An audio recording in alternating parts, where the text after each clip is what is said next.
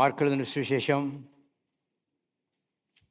16வது அதிகாரம் 15வது வசனம். பின்பு இயேசு அவர்களை நோக்கி, நீங்கள் உலகமெங்கும் போய் சர்வ சிருஷ்டிக்கும் சுவிசேஷத்தை பிரசங்கியுங்கள். அருமையானவர்களே, ஆத்துமாதாயத்தை குறித்து தொடர்ந்து பார்த்து கொண்டு வருகிறோம். இயேசு ஆத்துமாதாயம் செய்வதற்கு 3 கட்டளைகளை இங்கே கொடுத்திருக்கை பார்க்கிறோம். உலகமெங்கும் புறப்பட்டு போங்கள், சர்வ சிருஷ்டியும் சந்தியுங்கள், ஒரே செய்தியை அவர்களுக்கு சொல்லுங்கள்.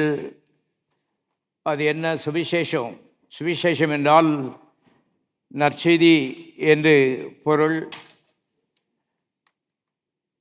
யாரை பற்றி நற்செய்தி என்று மார்க்கு எழுதின சுவிசேஷம் 1ஆம் அதிகாரம் 1ஆம் வசனத்திலே நாம் பார்க்கிறோம்.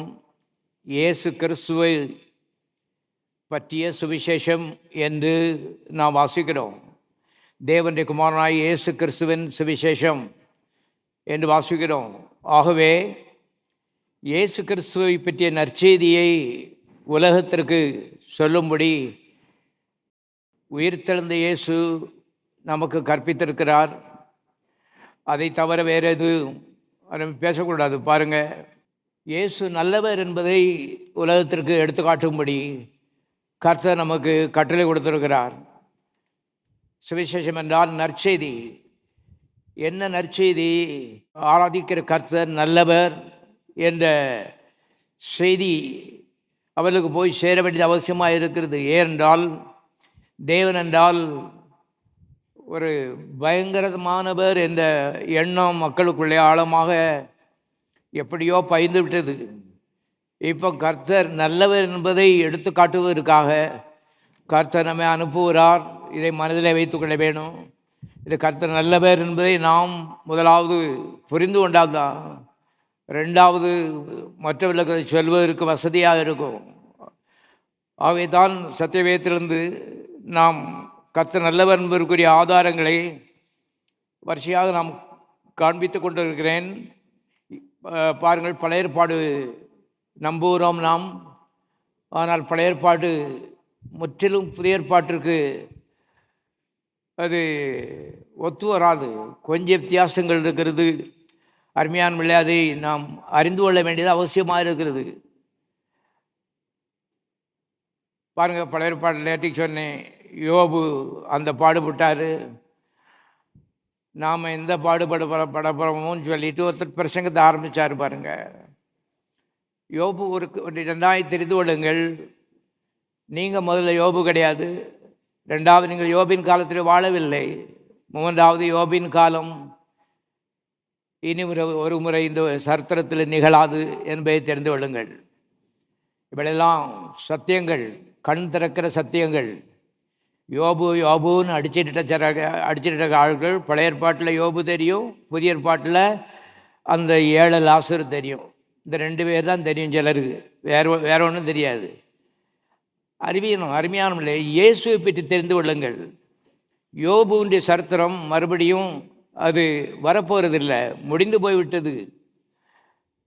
வேதம் அருமையானவர்களே, இட்ஸ் எ ப்ரொக்ரெசிவ் ரெவலேஷன்.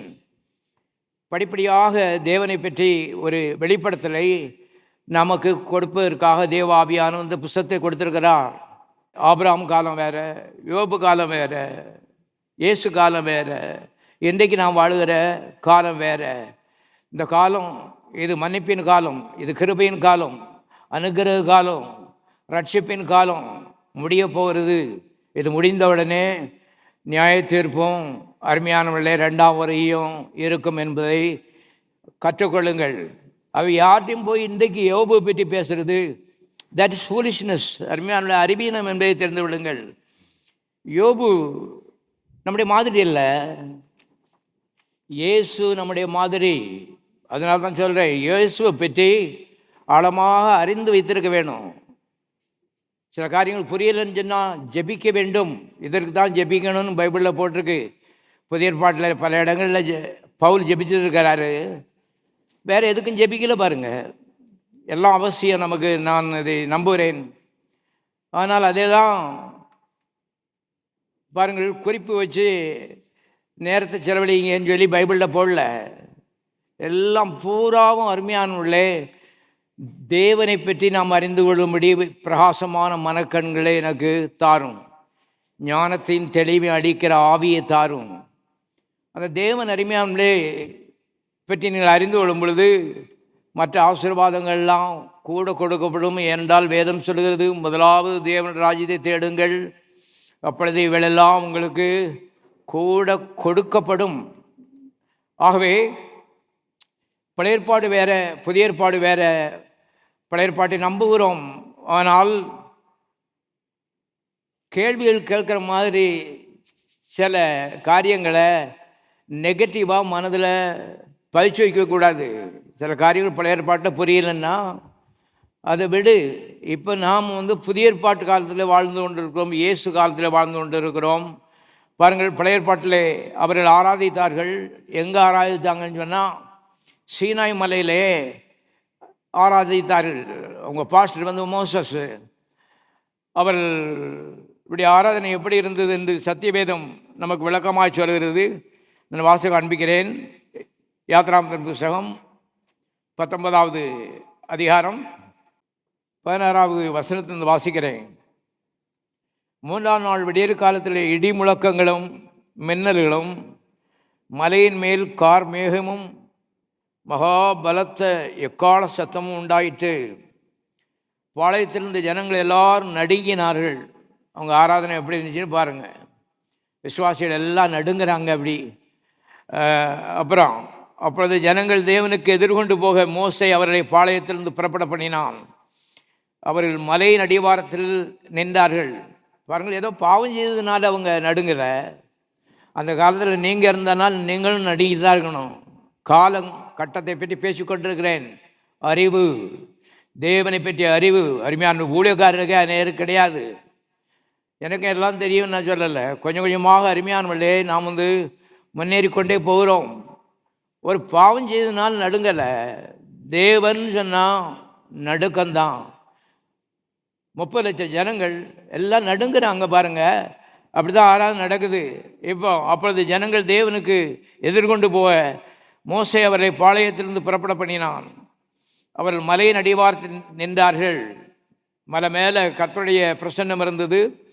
மலையின் அடிவாரத்திலே நின்றார்கள். கர்த்தர் சீனாய் மலை மேல் அக்னியில் இறங்கினபடியால் அது முழுவதும் புகைக்காடாக இருந்தது. அந்த புகை சூளையின் புகையை போல் எழும்பிற்று. மலை முழுவதும் மிகவும் அதிர்ந்தது. அவங்க தான் நின்று நடுங்கிட்டு இருக்காங்க. எப்படி காலங்கள் பாருங்கள். இன்றைக்கு எப்படி காலத்தில் நீங்கள் இருக்கிறீர்கள் என்பதை நினைத்து இயேசுவுக்கு நன்றி உள்ளவர்களாக இருக்கணும். அதுதான் அறிவு, ஞான அறிவு. அத்தனையும் இடையில இயேசு வந்ததுனால மாறிப்போச்சு என்பதை நீங்கள் தெரிந்து விடுங்கள். அருமையானவர்களே, தேவன் பொல்லாதவராக இருந்ததுனால இல்லை, தேவன் அப்படி தான். சூரியன் பக்கத்தில் நீங்கள் இப்போ போக முடியுமா? பாருங்கள், தேவன் பக்கத்தில், பிதாவாகி தேவனுடைய பக்கத்தில் நீங்கள் போக முடியாது என்பதை தெரிந்து விடுங்கள். அதனால்தான் அந்த புதிய ஏற்பாட்டில் இயேசு இன்றி பிதாவாய் தேவன்கிட்ட சும்மா இந்தியா பேசிவிட கூடாது. அருமையான ஜெபம் வீணு என்பதை நீங்கள் தெரிந்து கொள்ளுங்கள். நேரடியாக போக முடியாது, இயேசு மூலமாக தான் போக முடியும் என்பதை தெரிந்து கொள்ளுங்கள். அதனால தான் இயேசுனார் சொன்னார், நானே வழியும் சத்தியமும் ஜீவனுமாயிருக்கிறேன், என்னை அல்லாமல் ஒருவனும் பிதாவினிடத்தில் வரான். எவனாக எந்த அப்போஸ்தலராக இருந்தாலும் சரி, எந்த சூப்பர் பாஸ்டராக இருந்தாலும் சரி, இயேசு மூலமாக தான் வர முடியும். என்றால் இடையில இயேசு வந்தபடினாலே இன்றைக்கு இப்படி சுயாதீனமாக சேரில் உட்கார்ந்து பாருங்கள், வீட்டில் இருக்க காட்டிலும் வசதியாக இங்கே உட்கார்ந்து விட்டுருக்கோம். எல்லா மாற்றங்களும் இயேசு வந்ததுனாலே வந்தது என்பதை நீங்கள் தெரிந்து கொள்ளுங்கள். இயேசுவை பற்றி அருமையானவர்களே நான் சொல்லி கொண்டிருக்கிறேன். ஆகவே இப்போ 19 எக்கால சத்தம் வர வர மிகவும் பலமாய் தொனித்தது. மோசே பேசினான், தேவன் அவனுக்கு வாக்கினால் மறுமொழி கொடுத்தார். கர்த்தர் சீனாய் மலையிலுள்ள கொடுமுடியில் இறங்கின போது கர்த்தர் மோசேயை மலையின் கொடிமுடியிலே வரவழைத்தார். மோசே ஏறி போனான்.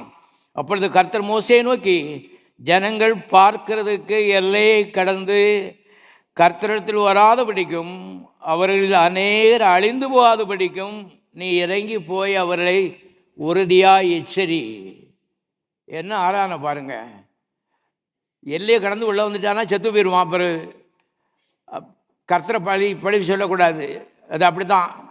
அருமையான நல்லவர்கள் அதில் இருந்திருக்கலாம்.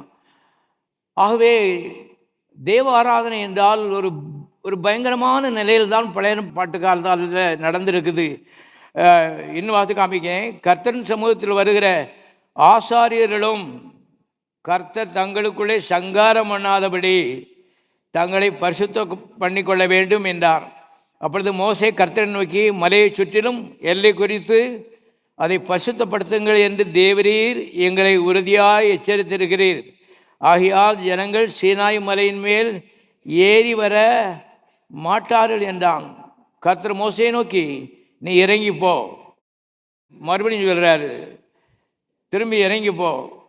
திரும்பி நீயும் ஆரோனும் கூடி ஏறி வாருங்கள். ஆசாரியரும் ஜனங்களும் கர்த்தர் தங்களுக்குள்ளே சங்காரம் பண்ணாதபடிக்கு எல்லை கடந்து கர்த்தரிடத்தில் வராதிருக்க கடவர்கள். என்ன பயங்கரமாக இருக்குது பாருங்கள். இதுதான் சீனாய் மலை ஆராதனை. இதற்காக மோசையை கர்த்தர் அழைத்திருந்தார். அதுதான் நான் சொல்கிறேன், Bible is a progressive revelation. ஒவ்வொரு கட்டமாக அருமையானவர்களே காலகட்டங்கள் மாறிக்கொண்டே போகிறது. அந்த காலகட்டத்தில் பாருங்கள், ரொம்ப நல்லவர்கள் கூட இந்த நடுங்கிற கூட்டத்தில் தான் இருக்கணும். வேறு வழி கிடையாது, இன்னொரு ஆராதனை கிடையாது. ஏன்? இயேசு வரவில்லை. அதான் விஷயம். இப்போ நீங்கள் ஏன் இப்படி சாதாரணமாக உட்கார்ந்துருக்கீங்க?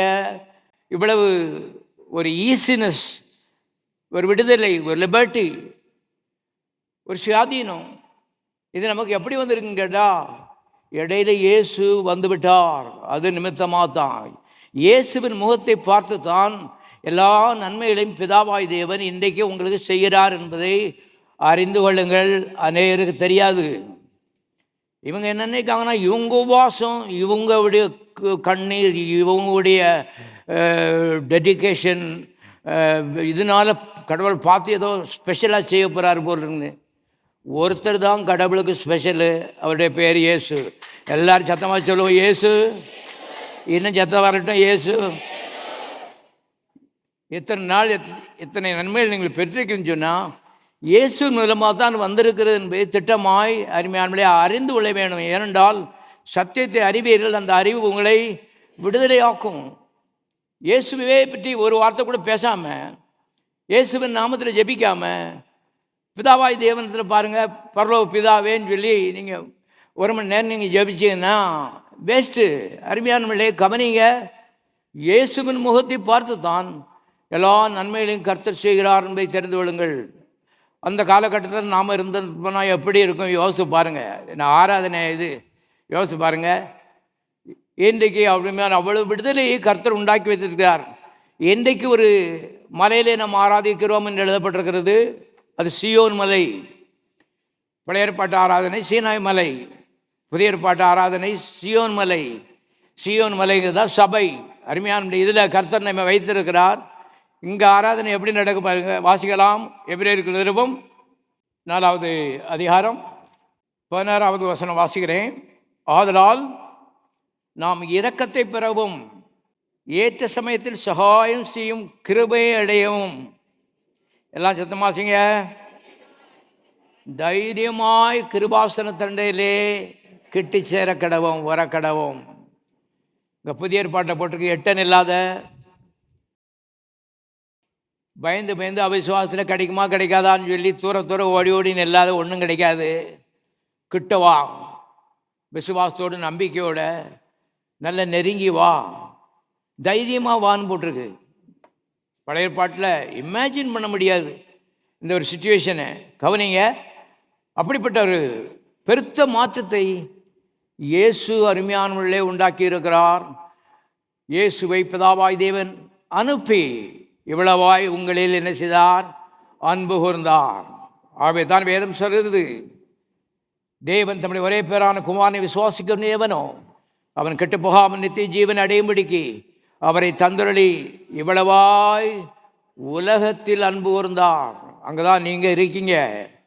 ஆகவே பிதாவாய் தேவன் ஒரு பொல்லாதவருங்கிற மாதிரி ஒரு எண்ணம் சில மக்களுக்குள்ளே இருக்கிறது. பிதாவாய் தேவன் தான் குமாரனை அனுப்பி தந்தார். அந்த குமாரன் மூலமாக தான் இது வரைக்கும் எல்லா ஆசீர்வாதங்களும் நீ பெற்றிருக்கீங்க. பிதாவும் குமாரனும் ஒன்று தான். ஆகவே தெரிந்து கொள்ளுங்கள், பிதாவாய் தேவனத்தில் குமாரன் ஜெபிக்கிறாரு, என்னை அனுப்புங்க, நான் போகிறேன். ஆகவே பிதா உடைய சம்மதத்தின் பேரில் தான் இயேசு இந்த பூலோகத்துக்கு இரட்சகராக வந்தார் என்பதை தெரிந்து கொள்ளுங்கள். அதனாலே இவ்வளவு சிலாக்கியம் நமக்கு கொடுக்கப்பட்டிருக்கிறது.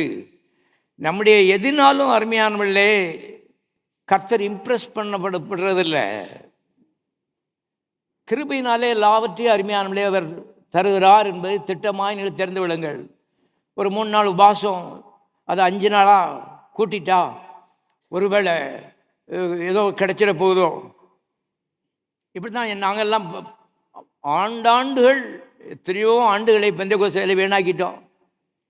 பாருங்கள், நான் 7 நாள் உபவாசம் இருப்பேன். உபவாசம் வந்து முடிச்சிட்டு மனைவி கேட்டுக்கிட்டு இருப்பேன். காப்பியில் பால் கூட கொஞ்சம் ஊற்றிட்டேன், ஆண்டவரே மன்னிச்சுக்கிடுங்க, நெக்ஸ்ட் டைம் வந்து கரெக்ட் பண்ணிக்கிறேன். பாருங்கள், எல்லாம் பாலும் காப்பியும் இவங்க முழங்காலும் இவங்க ஜெபமும் இதுவும் எல்லாம் உங்கள் மேலே நோக்கத்தை பதிக்காதிருங்கள். உங்களுடைய பிரச்சனையின் மேலே நோக்கத்தை பதிக்காதிருங்கள். ரொம்ப முக்கியத்துவம் உங்களுக்கு கொடுக்காதீங்க, ரொம்ப முக்கியத்துவம் இயேசுவுக்கு கொடுங்கள். எல்லாரையும் கரங்களை தட்டிக்க இயேசு நன்றி தெரிவிப்போம். பெரிய காரியங்களே ஆவி உலகத்திலே அருமையான பிதா குமாரன் பரிசுத்த ஆவியாரும் செய்து முடித்திருக்கிறார் உங்களுக்காக. நீங்கள் பிறக்கவே இல்லை, ஜெபிக்கவே இல்லை, உபவாசிக்கலை, அதான் கவனம். பாருங்கள், பிறக்கலை, ஜெபிக்கலை, உபவாசிக்கலை, எதுவும் செய்யலை, எல்லாம் அவராகவே அருமையானவர்களே செய்திருக்கிறார். காரணம் வேதம் சொல்லுகிறது, தேவன் அன்பாகவே இருக்கிறார். தேவனுடைய நேச்சர் வந்து அன்பு தான். அதை ஆதியாகமத்தில் சீனாய் மலையில் காமிக்க முடியாது, எல்லாவற்றுக்கும் விளக்கம் நமக்கு தெரியாது. கவனிங்க, ஏனென்றால் மனுஷன் மறுபடியும் பிறகலை, ரட்சிக்கப்படலை, இயேசு வரவில்லை. ஆதாம் செய்த தவறு நாம் நினைப்பதை காட்டிலும் அதிகமான ஒரு ஆஃப்டர் எஃபெக்ட், ஒரு அதனுடைய கான்சிக்வன்சஸ் அருமையானவர்களே, செய்த தவறினுடைய விளைவு பயங்கரம் என்பதை தெரிந்து கொள்ளுங்கள்.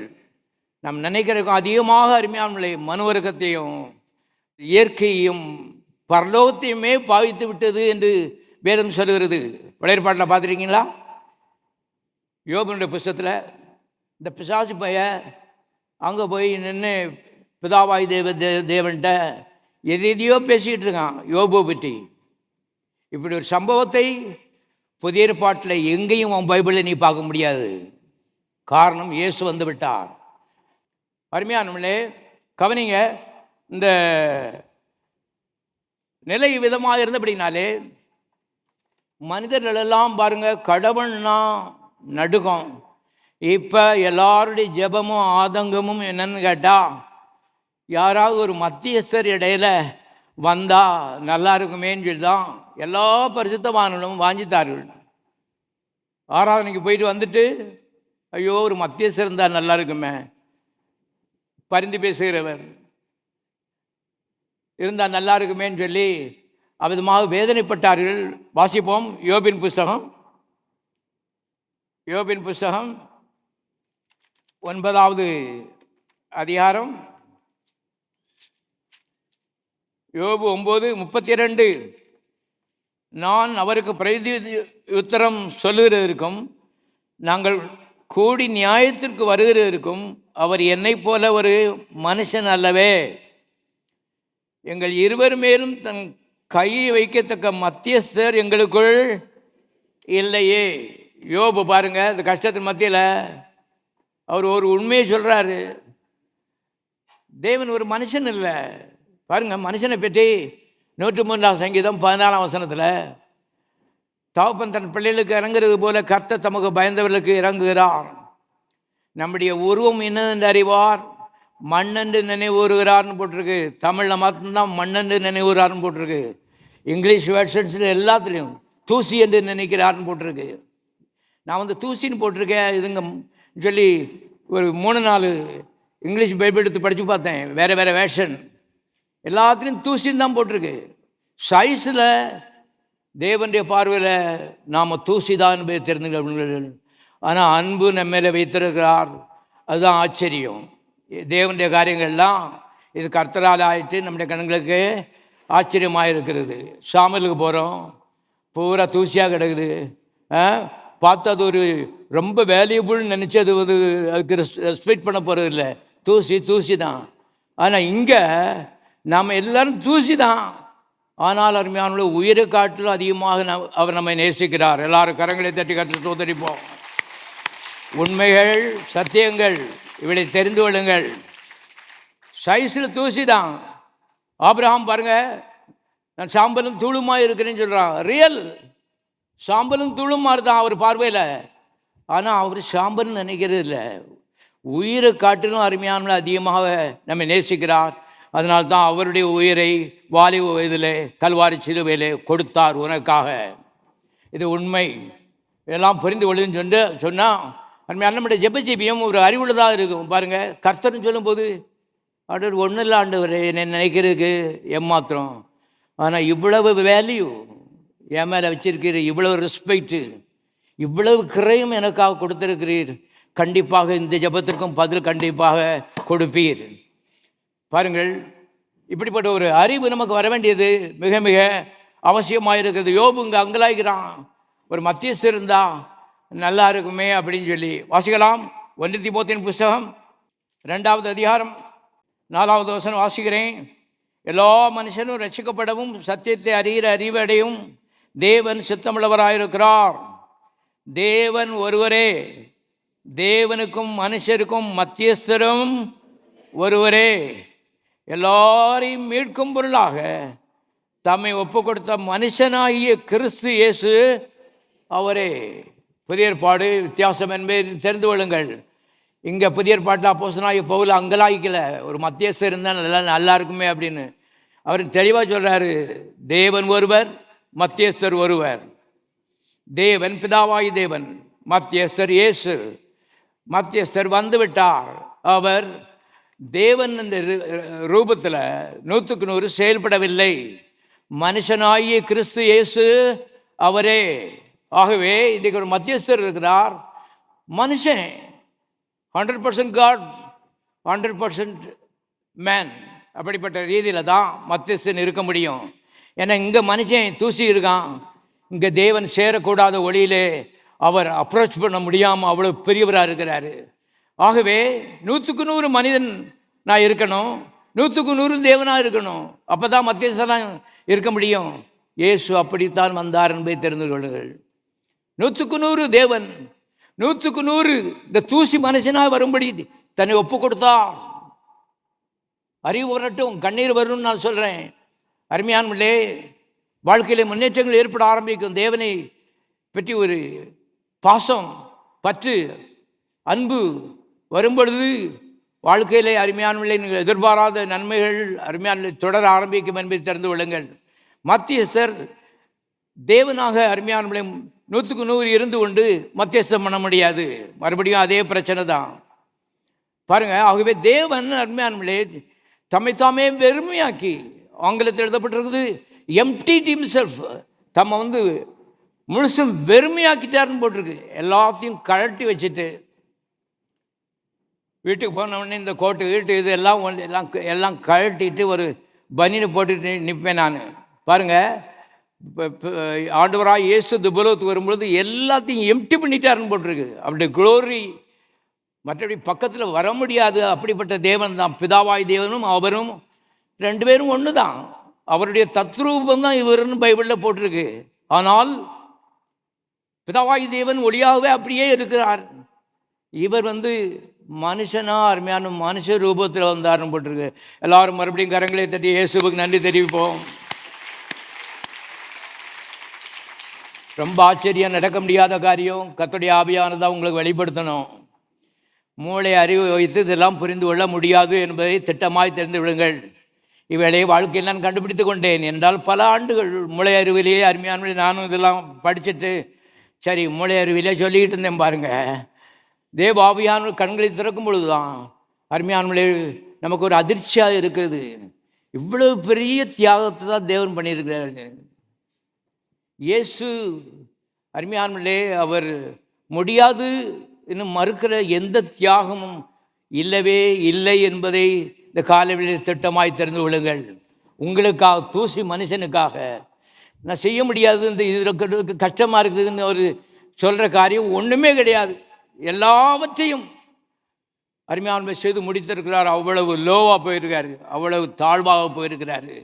ஆகவே தான் கர்த்தரை நேசிக்கணும், கர்த்தருடைய காரியம் வரும்பொழுது தீவிரமாக அருமையானவர்களே காலை தூக்கி வைக்கணும். பேக் அடிச்சுக்கிட்டு 10 யோசனை யோசிச்சுக்கிட்டு பெரிய பாட்டை கேட்டேன், சித்தப்பேட்டை கேட்டேன் சொல்லி கேட்டுக்கிட்டு இருக்கக்கூடாது. அருமையானவர்களே, தேவ அன்பு, கிறிஸ்துவின் அன்பு எங்களை நெருக்கி ஏவுகிறது. அப்போஸ்தலனாகிய பவுல் பார்த்தீங்கன்னா 3 கப்பலுக்கு சொந்தக்காரன் சத்திரத்தில் போட்டிருக்கு. 3 கப்பல் அவங்க அப்பாவுக்கு. அவ்வளோ பெரிய பணக்காரர், பெரிய லாயர். அது சனகரின் சங்கத்தில் பெரிய படித்தவங்க தான் அதில் அங்கத்தினராக இருக்க முடியும். அதில் ஒரு மெம்பராக இருந்தார் பாருங்கள். அப்படிப்பட்ட ஒரு மனுஷன் எல்லாவற்றையும் கிறிஸ்துவுக்காக குப்பை என்று எண்ணுகிறேன், நஷ்டம் என்று எண்ணுகிறேன் சொல்லி பார்த்தீங்கன்னா, அருமையான கடலில் 14 நாள், உடஞ்ச கப்பலில் கடலில் 14 நாள் இருக்கிறாரு. அடிக்கடி நான் யோசிப்பேன், எப்படி தான் நின்று பிடிச்சாங்களோ தெரியாது. எப்படி நின்று பிடிச்சாங்க தெரியுமா? கிறிஸ்துவின் அன்பை பற்றிய ஒரு வெளிப்படுத்தல் இதில் இருந்தபடினாலே, கிறிஸ்து கிறிஸ்து கிறிஸ்து கிறிஸ்து, ராத்திரியும் கிறிஸ்து, காலையும் கிறிஸ்து, அப்படித்தான் உயிர் பிழைத்தார்கள் என்பதை தெரிந்து கொள்ளுங்கள். 14 நாள் தண்ணியும் கிடையாது, சாப்பாடும் கிடையாது, பாருங்கள் உட்காரவும் முடியாது. 14 நாள் புயல் அடிச்சிட்டு இருக்கு கடலில், அதில் தத்தளித்தார்கள். ஆனால் ஜெயித்து விட்டார். அங்கேருந்து தப்பி போய் மெலித்தா தீவில் போய் இறங்குனா அங்கே ஆயிரக்கணக்கான மக்கள் இருக்காங்க. ஒரு பாம்பு இவர் கையை கடிச்சிட்டு இருக்குது. இவர் கையை கடிச்சிக்கிட்டு இருக்குது. உடனே உட்காந்து ஓன்னு அழலை பாருங்கள். பாம்பை அந்த தீக்குள்ளே உதறி போட்டுட்டு அவர் பாட்டுக்கு அருமையான பாருங்கள் வெற்றி வீரனாக நின்றார். இப்படி தான் அருமையான கிறிஸ்தவம் வளர்ந்துருக்கிறது. நாம் இன்றைக்கு அனுபவிச்சுட்ருக்கோம். நாம் இன்றைக்கு லாபத்தை அனுபவிச்சுட்ருக்கோம். வசதியாக இருக்கும்னு சொல்கிறேன்.